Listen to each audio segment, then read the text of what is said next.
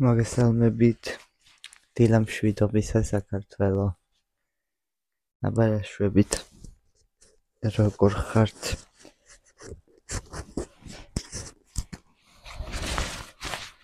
მე ესე რაღაც პერიოდი მოვაყრი ვიდეოებს, რაღაც პერიოდი გადავიკარგები. ეს მიკროფონი ძალიან ისე შორტ არ მაქვს. ხო, ყავა მოვიტანე რა თქმა უნდა და TikTok-ზე ვნახე ხალხო, ნალექიან ყავას ქალი აყრიდა ზემოდან დარიჩინს და საოცარი გემოაქო, საოცრად მიყვარსო და კომენტარებში წერდა ყველა, რომ ერთხელ თუ გასინჯავთო, მერე სულ დარიჩინს მოაყრითო, მე დიდი ხანია დარიჩინსაო, საოცარ გემოსაძლევსო და ასე შემდეგ. ხო და ძალიან მაინტერესებს არა და დიდად არ მიყვარს დარიჩინის გემო. მარტო სუნი მიყვარს. ისიც რაღაცნაირი უცნაური აქვს. ხო და ძალიან ცოტას მოვაყრი. ბევრი არ მომივიდეს. აი, ჩაიყარა.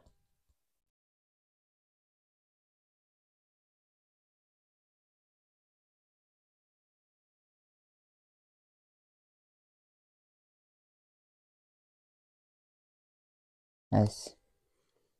აუ ძალიან ლამაზი კი გახდა ზედაპირი როგორ გაჩვენოთ.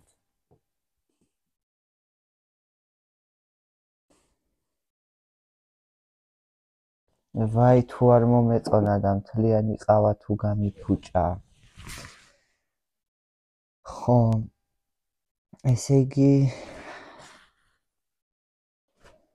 დღეს მინდა ვისაუბრო სადგურის მოედანზე მომხდარ ამბავზე. ეგრეთ წოდებულ ვაგზალზე მომხდარ ამბავზე. ესე იგი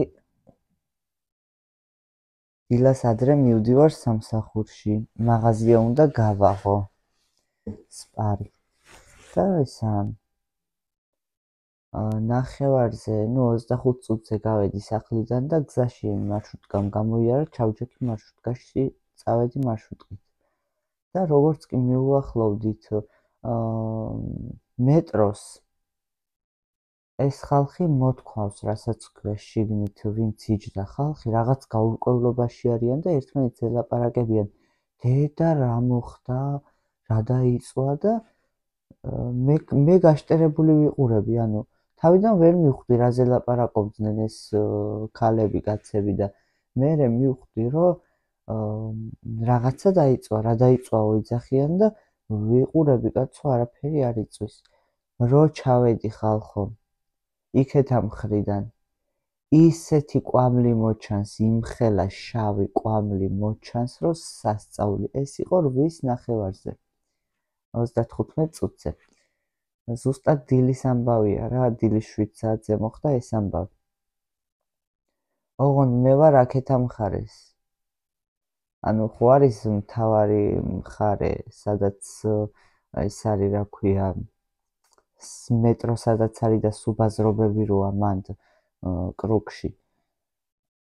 მაქედან აქეთ ვარ მე, ანუ მაქედან ხიდს რო გადმოხვალ და ხიდთან რო მეტროა, მან ვარ მე. ხო და აქედანაც იმხელა კვამლი მოჩანდა, რომ გადავირიე. ვიდეო არ გადამიღია, ეხლა 2 წამიანი ვიდეო გადავიღე რაღაცა უბრალოდ კვამს და მაგის ჩასმას აზრიც არ აქვს. უბრალოდ 2 წამიანი ვიდეო. ესე იგი მერე შემხვდა ვიდეოები TikTok-ზე ძალიან ბევრი. ძალიან.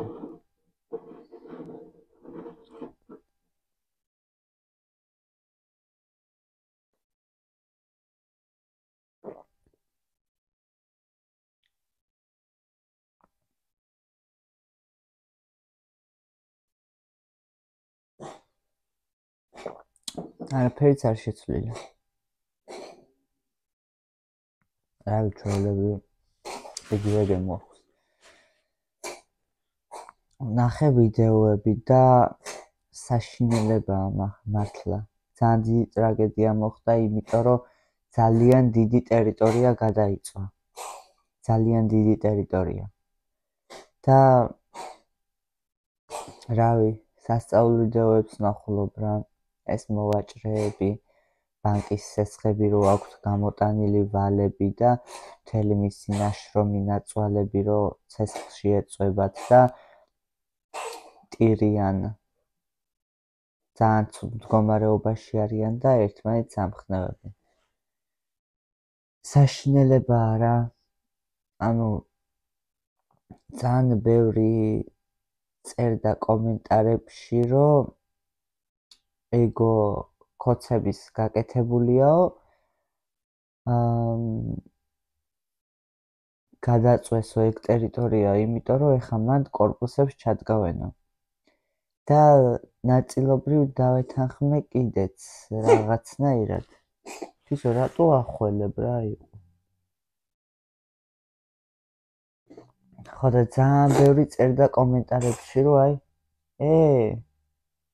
ხანდახან გულს მიხედავს ეს ხველება აქ ჩვევად და ხანდახან ისე წაკოტრიალდება და ხველას დაიწყებს, რომ გული მისკდება, არ დაიხჩო. თან რანაირი თვალებით იყურება რა ხველებს მაშინ. აი, ახლა გულს მიხედავს. ხო და ეს არა, ძალიან ბევრი წერდა, რომ აი კოცების გაჩალიჩებულია და უცხოელებს რომ სახლებში შემოგისახლებენ, მაშინ მიხვდებით და ეგეთ რაღაცებს წერდა ყველა და ერთ-ერთი კომენტარი შემხვდა TikTok-ზე, ანუ ერთი ვიდეოს ქვევით კითხულობ კომენტარებს და სულ ერთ-ერთი კომენტარებია კოცების გაჩალიჩებულიაო და ბიზნეს ბრძანებაო და ასე შემდეგ და ერთი კომენტარი შემხვდა, რომ ესაო რა ქვია, ნაციონალებმა რა არ გააკეთესო, ყველაფერი ქნესო, აქციებზე ხალხი ვეღარ გამოიყვანესო და რას აღარ იკადრებენო, ნაციონალების გაჩალიჩებულია მაგიო. ანუ რა შუაში იყო ვაფშე არ ვიცი. კაი, კოცებს დააბრალეს, იმიტომ რომ კორპუსების ჩადგმა უნდათ იმ ადგილას, მაგრამ ნაცები რა შუაში არიან, ანუ ხალხი რო გამოვიდა იქ რა, ანუ ვინმემ დაიყვირა არარუსულ კანონსო და ვინმემ დაიყვირა. დედა რა სისულელეზე ვლაპარაკობ ეხლა. ხალხი ვერ გამოიყვანესო, ნაცების გაჩალიჩებულიაო ეგო და იქ თუ იყო ხანძრის დროს ბევრი ხალხი, ანუ საერთოდ ვისახსოვდა ესა აქცია და ნაცები და კოცები ზოგადად. ყველას თავისი გაჭირვება ქონდა იქ ვინც იყო და არავის არ დაუყვირია ესაო რა ქვია.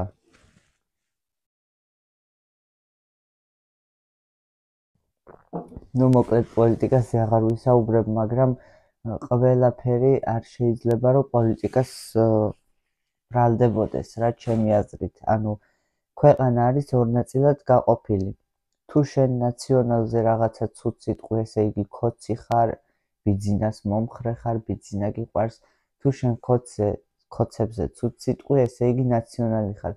აი ეგ არის ზუსტად რომ ორ ნაწილად არის გაყოფილი ქვეყანა და რეალურად ქვეყანას ჭირდება ახალგაზრდა თაობა ძალიან განათლებული და ძალიან კარგი ადამიანების ხელში უნდა მოხდეს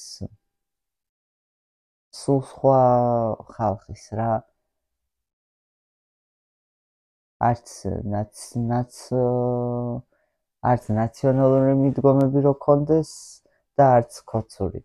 ანუ ქვეყანას ჭირდება ახალი თაობა ჭკვიანი და განათლებული, რომ იქნებ რაღაცეები უკეთესობისკენ გამოსწორდეს. ხო და ამ იმაზე ხანძარზე რასაც ვფიქრობ.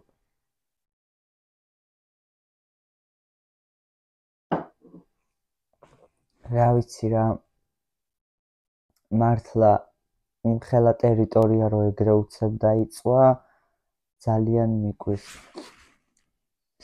ძალიან ბევრი მიზეზი მაქვს იმისთვის, რომ ვიფიქრო, რომ ძალით გადაწვეს. იმის გამო, რომ მართლა რაღაცა აქვს გეგმაში იქ. არ ვიცი, შეიძლება რომ გადაწვეს ძალით, იმიტომ რომ მაგ ბაზარს ვერ ხურავდნენ რაღაცა მიზეზებიდან გამომდინარე. გადაწვეს ძალით, ეხლა იმ დაზარალებულ ხალხს, ესე ვთქვათ, ალბათ გააჩუმებენ ფულით, იმიტომ რომ მაგ ხალხს ზარალი აუცილებლად უნდა აუნაზღაურდეს და რაღაცას იზავენ მაგ ტერიტორიაზე. არ ვიცი. არ ამგონია ისევ აღადგინონ ის ბაზარი და ის ხალხი დააბრუნონ ისევ იქ. მაგას უკვე თვითონ ხალხი თუ იზავს რა ერთიანი ძალებით, მაგრამ ძალიან დიდი ტერიტორია გადაიწვა მართლა და ისეთი ვიდეოები მხვდება, რომ ძალიან ცუდი. არ ვიცი. თქვენ რას ფიქრობთ დაწერეთ კომენტარებში, ძალიან ბევრი ეძახის, რომ ესაო რა ქვია, ვინც იქ იყვნენ მაგ ბაზრობაზე ვინც ვაჭრობდა, ძალიან ბევრს აქვს ეჭვი, რომ ძალით გადამწვარია. თან, მეგობრებო, რამაც ყველაზე მეტად გამაგიჟა, წესით როგორც იქაური მოვაჭრე ხალხი ამბობს, ეს არის გაქურდულია, ღამე ტავარი წაღებულია და მერეა გადამწვარი. ნუ ტავარის რაღაც ნაწილი რა არის წაღებული და მერე არის გადამწვარი. იმიტომ რომ ვიდეო ვნახე, აი ესე ცარიელი ყუთები ეყარა ფეხსაცმლის ყუთები და შიგნით ფეხსაცმელი არ იყო. ანუ ხალხი შოკში იყო, რომ მართლა ძალიან გამწარებული, გაბრაზებული, ნერვებმოშლილი მოვაჭრეები ამბობდნენ, რომ არსად არ გაგვახარესო რა. იქ ვიყავითო გადავწვესო, ბავშვთა სამყაროს რო ეძახდნენ, მანდაც ხანძარი მოხდა. აქ ვიყავითო მესამეა უკვეო, როდემდე უნდა გადავწვანო და მაგათო მარტო მოლები და დიდი სავაჭრო ცენტრები უნდათო და ეს ბაზრობები არ უნდათო და როდემდე უნდა გადავწვანო. არ გაგვახარესო. ხო და მართლაც რა ვიცი, ცარიელი ყუთები ეყარა ფეხსაცმლის ყუთები, ნუ ეს რაღაც ნაწილში ეხა თორე მარტო ფეხსაცმლის ყუთები ხო არ არის, კაცო, ტანსაცმელებიც ეყარა ზოგადგილას დამწვარი, ზოგადგილას ნაწილობრივ გადარჩენილი. ხო და ესა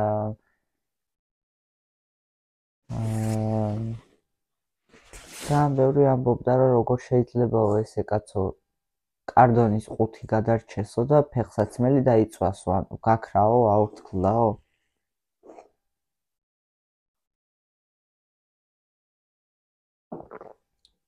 ყველაზე მეტად რამაც იმოქმედა ჩემზე. ალალი ხალხი. ყველაზე კარგია ალალობა. ეხა შენ რო რაღაც სიტყვაზე მაგ ბაზრობაზე გაქვს პატარა ბუდკა. სადაც დაახლოებით გაქვს 5000 ლარის ტავარი, მოდი ესე ვიტყვი. გაქვს 5000 ლარის ტანსაცმელი.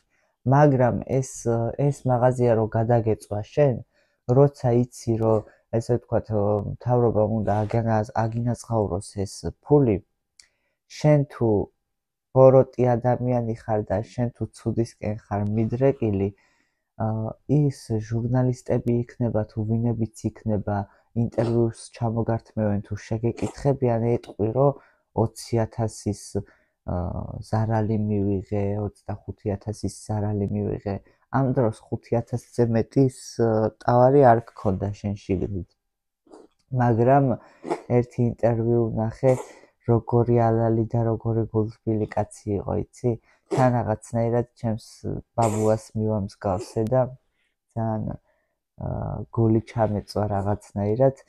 ანუ სოფელში ცხოვრობს ეგ კაცი და სოფლიდან დაქონდა მაგ ტერიტორიაზე ნობათი რა. ყიდი და ალბათ ყველის უგუნირძე რაღაცა იქ მჭადის ფქვილი ღერღილი ექნებოდა და აი ესე რაღაცნაირი სახით ამბობს, რომ მე ჩემი ჩემი ისაო რა ქვია ჩემი დანაკარგი მანდა მაინც ბევრი არ იყო ჩემსას ვინ ჩივისო ამ ხალხმა რა ქნასო იმდენი ტავარი რო ქონდა თოთორეო მე წავალო სოფელშიო მიწა მაქო ნაკვეთები მაქო მე არ გამიჭირდებაო ანუ ამათმა რა ქნანო ამ ხალხმაო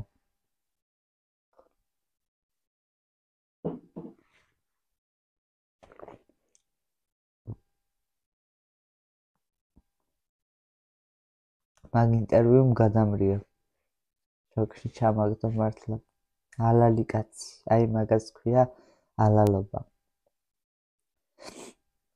ვიღაცა იძახის 150,000-ის ტავარი მქონდაო ნუ ეხლა არავის არ მინდა მე რაღაც დავაბრალო იმიტომ რომ არ ვიცი ის პიროვნება როგორი ადამიანია მართლა ქონდა არ ქონდა რაღაცა გრიპა შემომიტია და დიდ ბოდიში გიხდით მართლა ქონდა არ ქონდა ანუ თვითონ პიროვნება როგორია მე არ ვიცი და მაგაზე ვერაფერს ვერ ვიტყვი ვერც იმას ვიტყვი რომ სიმართლეს ამბობს ხო ვერც იმას ვიტყვი რომ იტყუება თქო მაგრამ საქმეზე რომ მიდგება შენ რომ 5,000-ის ტავარი დაგეწვა რო თქვა რომ 20,000-ის დამეწვა და 30,000-ის ნუ ინტერვიუებში ამის თქმას აზრი არ აქვს იმიტომ რომ მაინც ის შემოსავლების ცენტრია თუ რაც არის გამოითვლის მაინც იმ ზარალს იმიტომ რომ სადღაც ხო გაქვს ეს ჩაწერილი ანუ სადღაც ხო ჩანს მაინც გამოითვლიან დაახლოებით ზარალს შენ 5,000 გაქვს თუ 20,000 ამას იმიტომ ვამბობ რომ ვიღაცა ამბობს 150,000-ის ზარალი მივიღეო და მე მართლა ვერავიზე ვერ ვიტყვი იქ მყოფებზე რომ ვიღაცა იტყუება იმიტომ რომ იმათ სახეებს რომ ვუყურებდი ნუ ახლოდან არ ვუყურებდი მაგრამ ინტერვიუებში და ვიდეოებში მაგათ სახეებს რომ ხედავდი ძალიან ცუდად ვიყავი რა მართლა ძალიან ცუდი ამბავი მოხდა და მით უმეტეს მაქაური ბაზრობა ძალიან მიყვარდა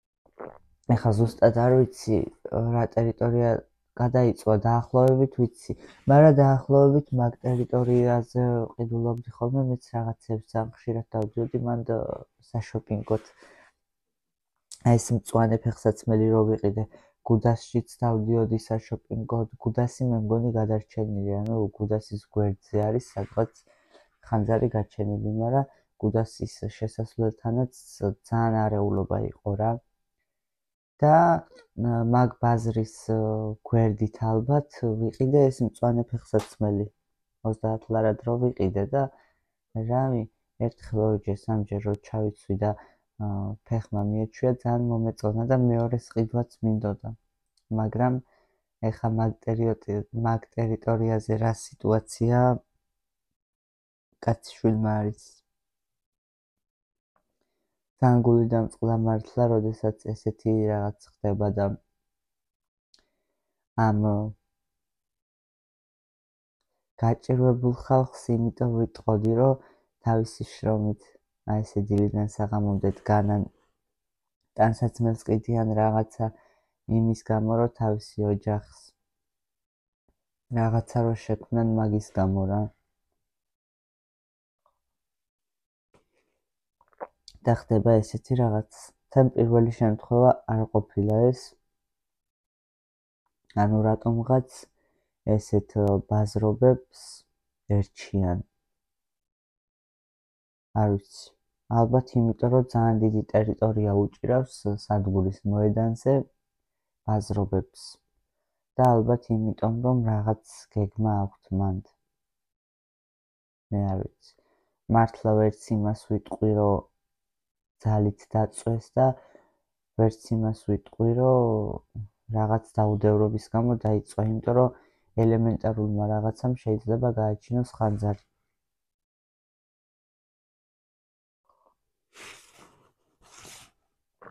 მაგრამ სანამ თავიდან ბოლომდე მოეკიდა, არ ვიცი. ამბობენ იმასაც, რომ ჩვენო ეგრევე როგორც კი დავინახე თვალიო, კვამლიო ეგრევე დავრეკეთო. მაგრამ მე რა მოხდა, როგორ მოხდა, უბრალოდ არ ვიცი.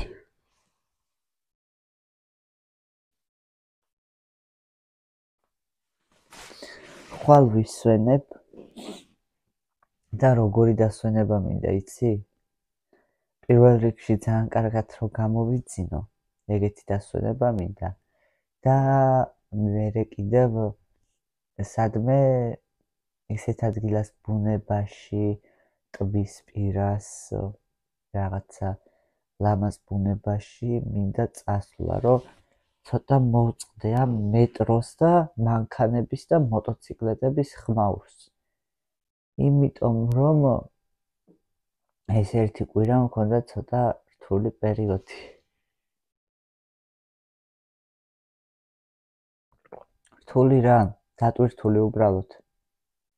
ეხლა ვიდეოს რომ მოვრჩები, უნდა გავიქცე უნივერსიტეტში და 4 საათამდე 6 გამოცდა უნდა დავწერო. ანუ ორშაბათიდან პარასკევის ჩათვლით ტარდება ჩემ უნივერსიტეტში გამოცდები, მაგრამ ვერ წავედი. ორშაბათს არ წავედი და დანარჩენ დღეებში ვერ წავედი. ვაღიარებ, რომ ორშაბათს წესით მქონდა იმის საშუალება, რომ წავსულიყავ.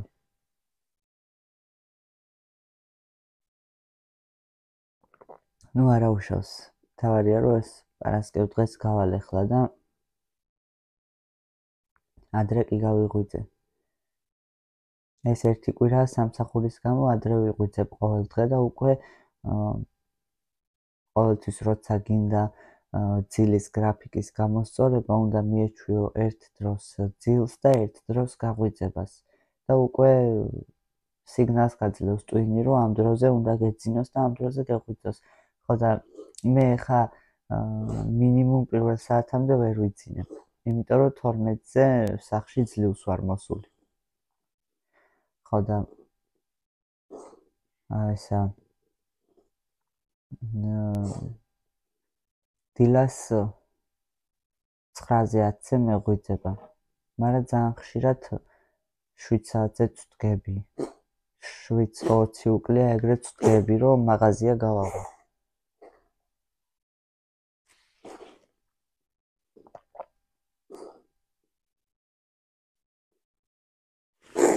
რა ვინც იცით დამიწერეთ რა ემართება, ანუ ძალიან ხშირად მე რაც თავი მახსოვს და რაც ის კატა მახსოვს, ძალიან ხშირად ემართება ეგეთი რაღაც, რომ აი ესე ახველებს გამწარებული და ხანდახან ძალიან მეშინია, იმიტომ რომ თვალებს ესე იზავს რაღაცნაირად.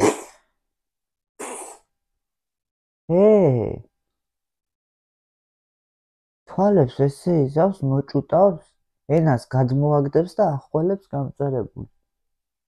რა ჭირს? ანუ რა ემართება ვერ გავიგე.